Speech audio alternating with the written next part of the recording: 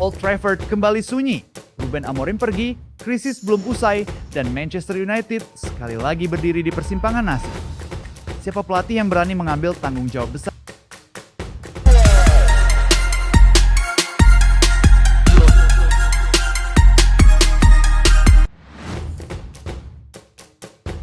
Manchester United kembali menghadapi krisis setelah manajemen klub secara resmi memecat Ruben Amorim pada Senin, 5 Januari 2026.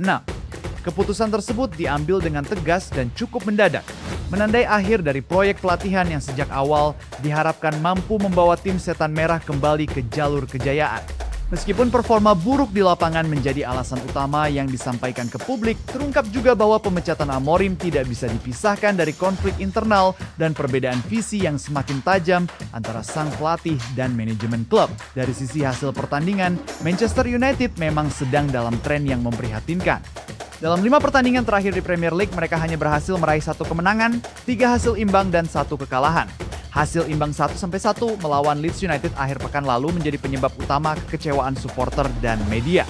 Namun di balik catatan tersebut tersembunyi masalah yang lebih dalam, yakni rapuhnya hubungan kerja antara Amorim dan struktur manajemen klub yang kini dipimpin oleh Sir Jim Ratcliffe melalui IOS. Situasi memanas setelah Ruben Amorim membuat pernyataan kontroversial setelah laga melawan Leeds United dalam konferensi pers. Ia secara terbuka menanyakan perannya di Manchester United dan menegaskan bahwa ia ingin bekerja sebagai manajer dengan kewenangan penuh, bukan hanya sebagai pelatih. Pernyataan ini dianggap sebagai kritik langsung terhadap sistem kerja klub dan secara tidak langsung menyoroti direktur keolahragaan Jason Walk.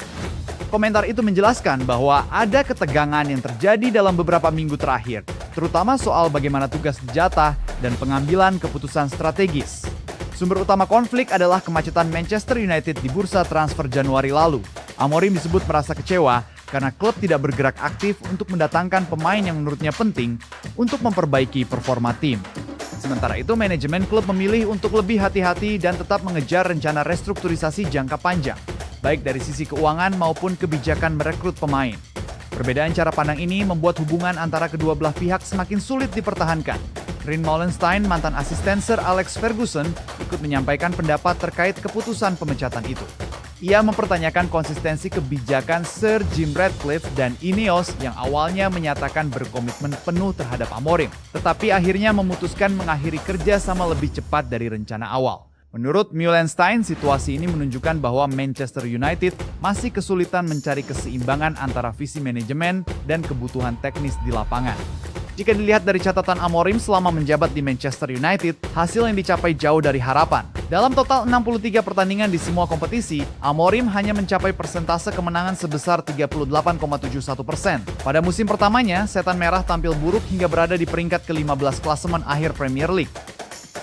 Satu pencapaian terburuk dalam sejarah klub modern. Tidak hanya itu, mereka juga gagal meraih trofi setelah kalah di final Liga Eropa dari Tottenham Hotspur pada musim 2025-2026.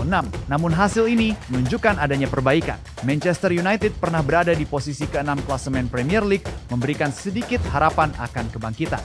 Namun ketidakkonsistenan dalam performa menjadi masalah utama yang tidak bisa diatasi. Tim sering tampil kuat di satu laga, lalu kembali bingung di pertandingan berikutnya. Ketidakstabilan tersebut akhirnya menggerus kepercayaan manajemen terhadap Amorim. Sebelumnya, Amorim menyatakan bahwa ia tidak akan mundur dan berencana melanjutkan kontrak sampai 30 Juni 2027.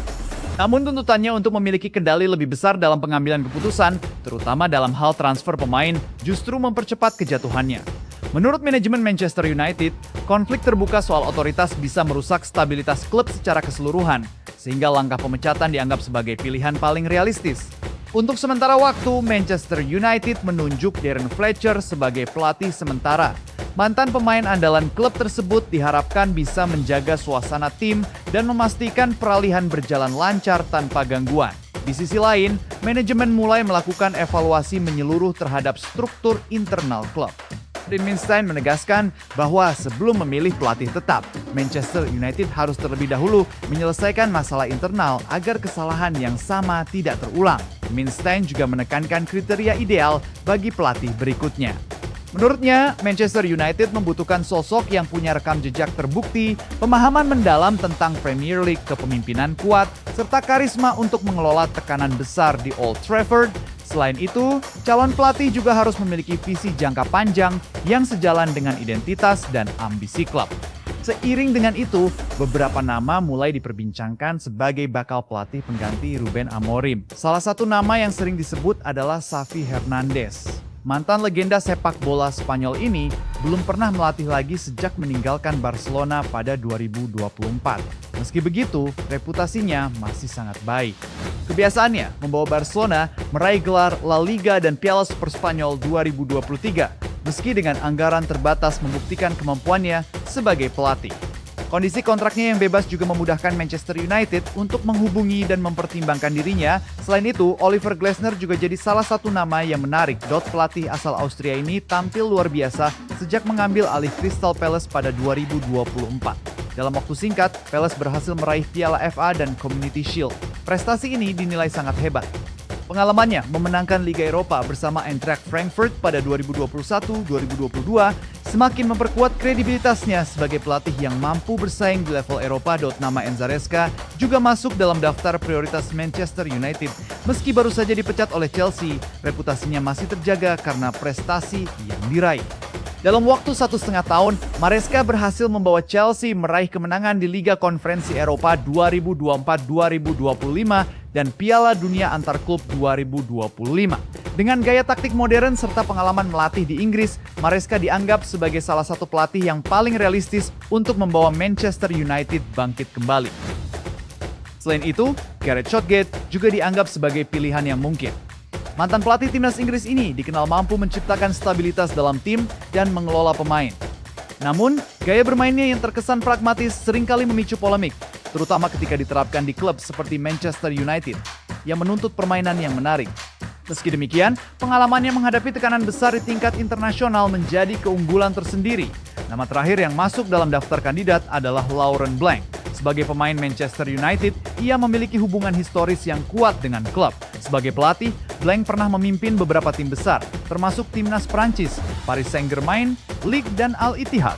Pengalaman luas ini membuatnya dianggap sebagai sosok berpengalaman. Meski muncul keraguan apakah pendekatannya masih cocok dengan dinamika Premier League saat ini, pemecatan Ruben Amorim kembali menunjukkan bahwa Manchester United masih berada dalam fase transisi yang penuh tantangan. Perubahan manajer, konflik internal, dan ketidaksesuaian visi menjadi tantangan besar bagi pihak manajemen.